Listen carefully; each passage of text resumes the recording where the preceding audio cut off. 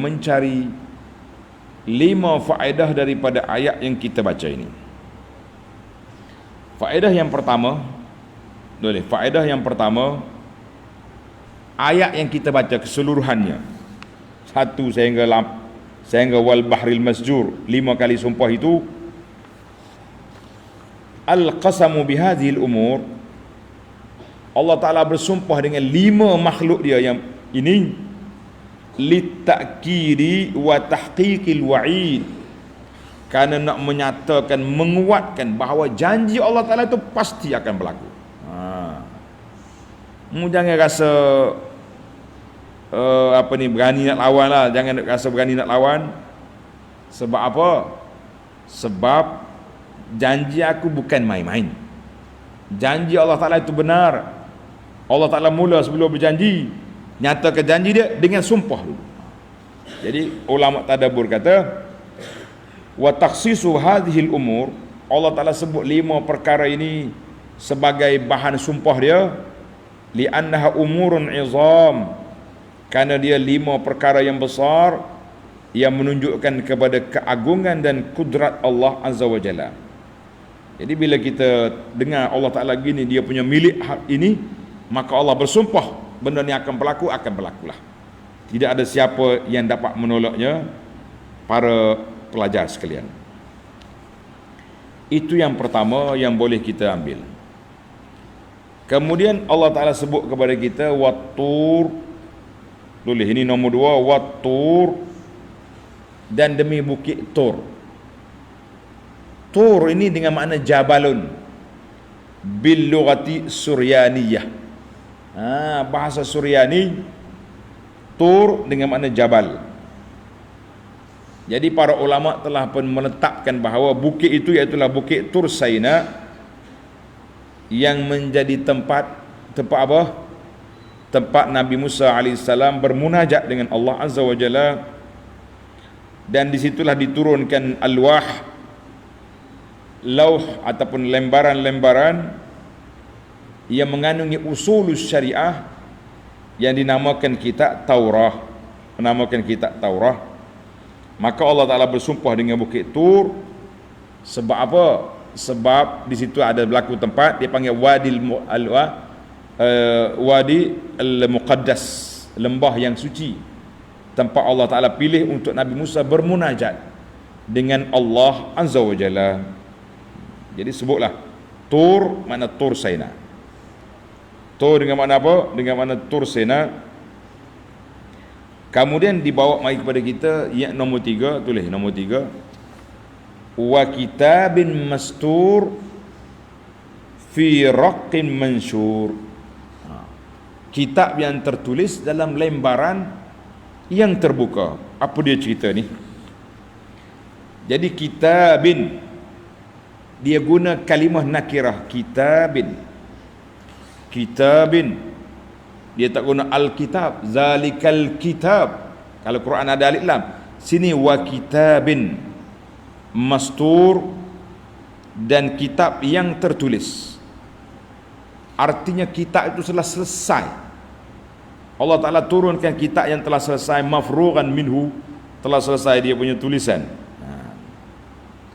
Maka wa dzalika ala anal qaul, ada ulama kata kitab itu Quran. Ada kitab itu Quran. Habis Quran kan turun 23 tahun, dah selesai dah dia punya tulisan.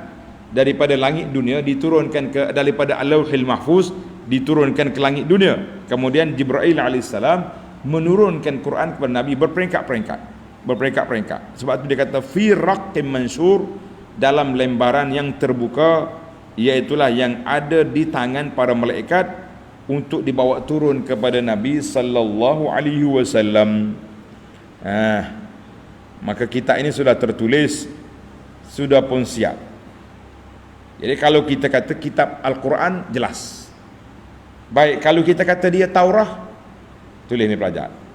Sebagaimana tafsir yang kedua, ulama tafsir kata Taurah. Sebab sesuai dengan Tur wa kitabin, ai kitab Taurah. Ada hujah dia. Allah Ta'ala bersumpah dengan bukit Tur Saina, kitab itu Taurat lah.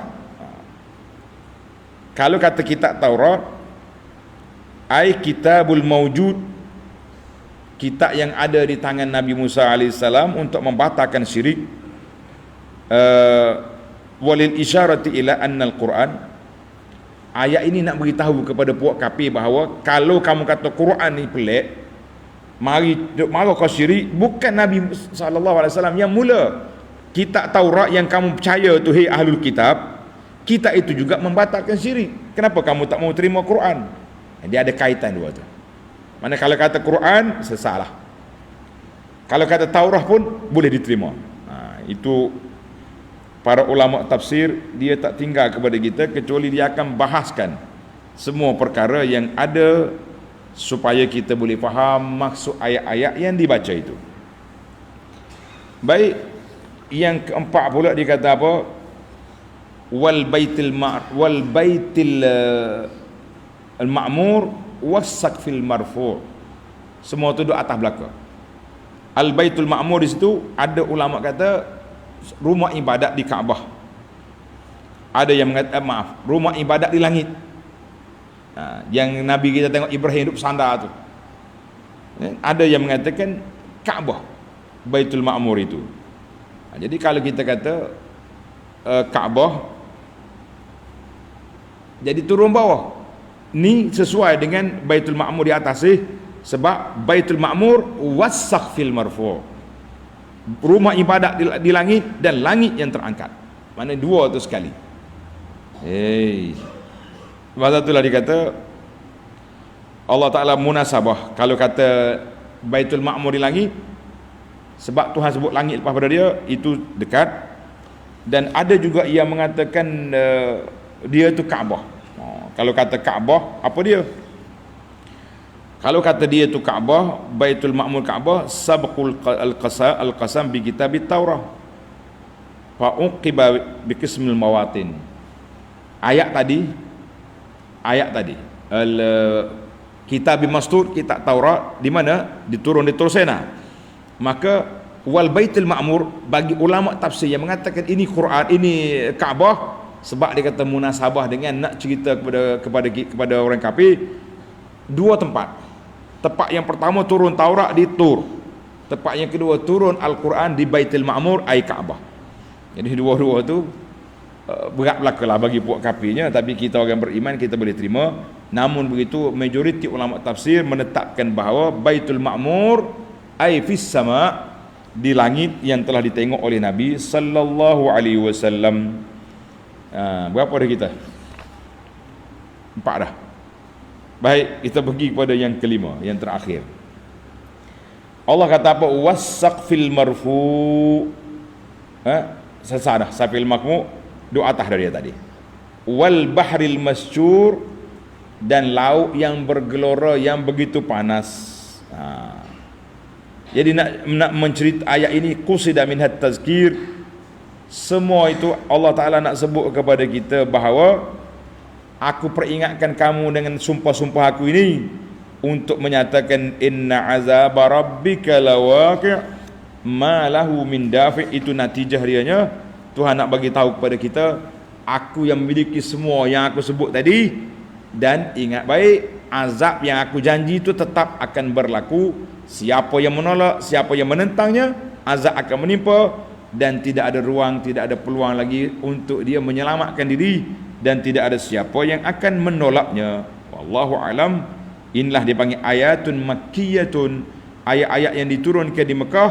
Dia punya metod pada penjelasan dia berkisah tentang tasbitul aqidah, nak menguatkan akidah umat Islam, dan juga nak menenangkan hati Nabi sallallahu alaihi wasallam.